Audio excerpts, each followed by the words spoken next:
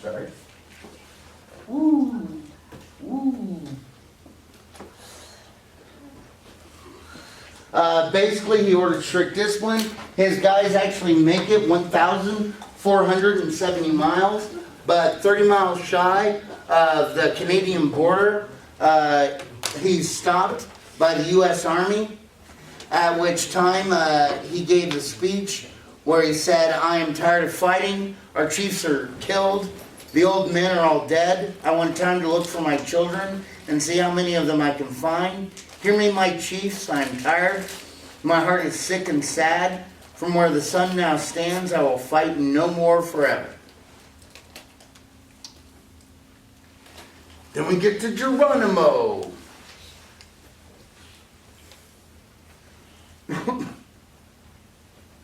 Who had basically fought against encroachments in the Southwest for 15 years, finally getting caught in 1886.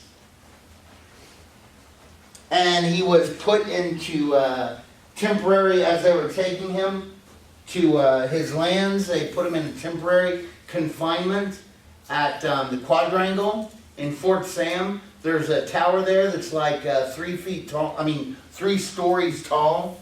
And you all been to Fort Sam? Down in San Antonio? Did you go to the Quadrangle? Well, it used to be like, okay, it's a place that has a fountain in it, that has like peacocks, it has deer in there, it has, I forgot, all these other kind of exotic animals. Do you remember seeing that? Mm-hmm. It was on like way on the other side of the base. Oh, and by the way, guys, one of the reasons why I love America, I had to, is this thing recording? I gotta see. Is the light flashing? Yeah. So it must be. Yes, it is. So anyway, now remember, Fort Sam Houston is like the headquarters for intelligence for like everything that's going on in like Mexico, Central America, South America. They're the head of intelligence for that. Huge military base. If you want to get on base, guess what you got to show them? Yeah, driver's license. And if you're driving a car, you have to show valid insurance. I know because my kid was in a league that had their soccer games at Fort Sam. But guys, anyway, the Quadrangle, it kind of like it was the commandant's quarters and has all this nice stuff. They had it back then too. They put him in the top room of the tower, and supposedly one morning he leapt from that 3-story height, landing on the ground, and started to run away before he was captured again. And that might be where we get Geronimo. Who knows? But the Sitting Bull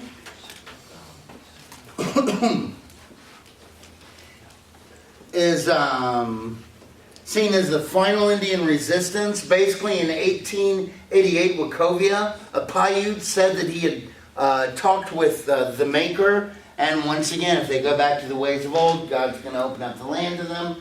While these guys are desperate to go back to the ways of old, so they started doing a ghost dance, which you do every new moon. Now, how many of y'all have ever seen a new moon? Well, it's a trick, because you don't really see a new moon. Yeah, because it's black. There's no moon.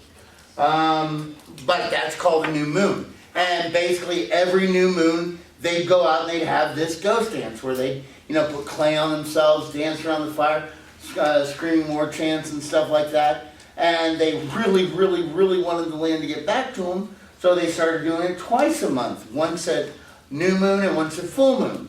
Okay, well, needless to say, the soldiers that were out there on the frontier who were your age, it scared them. It frightened them. What are these guys doing? We don't know. So they go in to arrest Chief Sitting Bull in 1890, and there's a little resistance, which leads to his death in the Battle of Wounded Knee, where a nervous soldier accidentally fired his gun into a group of Indians who had come to surrender. This in turn leads off to a reaction that ends with 200 Indians killed, as well as 250 soldiers. Now, what was one of the real things, however, that brought the Indians, kind of crushed their old way of life, was the extinction almost of the American buffalo. Now, guys, buffalo used to be so plentiful in the United States of America that if you were on a train that was going out and buffalo herd started walking across the tracks, you might have to wait for as many as 3 to 5 days for all of that herd to cross. Okay? So we're talking huge amounts. Anyway, in the 1870s, buffalo robes become really fashionable. And guys, you had buffalo soldiers riding on the trains that if a buffalo herd started to cross, they'd stop the train, you'd get out your rifle, you'd get on the top of the railroad car, and you just start picking off buffalo left and right. And you know, the buffalo, if I'm a buffalo, there's a buffalo right next to me. If it all of a sudden collapses, I don't know what's going on, I don't care. So anyway, they wiped out huge swaths, then they'd skin them, leave their meat out to just decompose and totally rot. Farmers, of course, also hate them. And with the completion of the Transcontinental Railroad, you've got a lot of traffic out there that's ready to get them some buffalo. Now, before anybody and everybody, I gotta tell you, before you can blame, oh, the Americans were so mean, records also indicate at this same exact time that were slaughtering the buffalo, the Native Americans that depended on them were killing more than would naturally resupply in their herds. So the buffalo are kind of getting hit from both sides, and Native Americans lose out in the end. Well, of course, there's nothing like America after they've done something like gotten the Native Americans on reservations, that people come up and say, oh, that was so mean, we were so bad. This is when Helen Hunt Jackson, and this is a lot like Uncle Tom's Cabin, and just how tremendously popular it was. She wrote A Century of Dishonor about all the bad things that the Americans had done to the Native Americans, causing government to say, causing the people, why don't you fix this problem, government?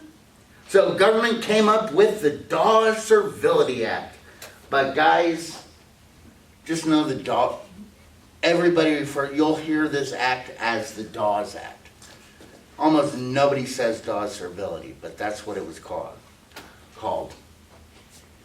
So the Dawes Act was passed, and their goal was to Americanize the Native Americans. It would give each head of household 160 acres, with lesser amounts given to other family members. Okay? And later on, if they, due to the Burke Act, if they wanted to become an American citizen, they could, but they'd have to leave the reservation, and all federal, state, and local laws would apply to them. So we're going to give all this land to the Native Americans, but the government thought, but you know what? The Native Americans still don't know how to own land. So we, the government, will keep it in trust for them. We'll take care of it for them. So because Native Americans were given more than 130 million acres of land. What happened as a result that the government has it? We'll keep it safe. From 1887 to 1934, more than 86 million of those acres are taken away from the Native American peoples. Which is why you have a lot of Native American tribes that are now suing the federal government for that land back. Now, wait a minute, why would the Native... Like, I know one of the guy who chaired my master's of history at University of Texas, Pan American, he was called to New York for a trial up there. Now, why would Native Americans want this land back? What could they possibly build on reservation land? I might have to go to Windstar to think about that. What could they build on that land? Casinos. And guys, if you have land like that, that's next to New York City, maybe closer than Atlantic City, it might be doing good for your tribe. As well as the fact that, okay, let's say it was their land and they want it back. And now we'll talk about the Cowboys. Yeehaw!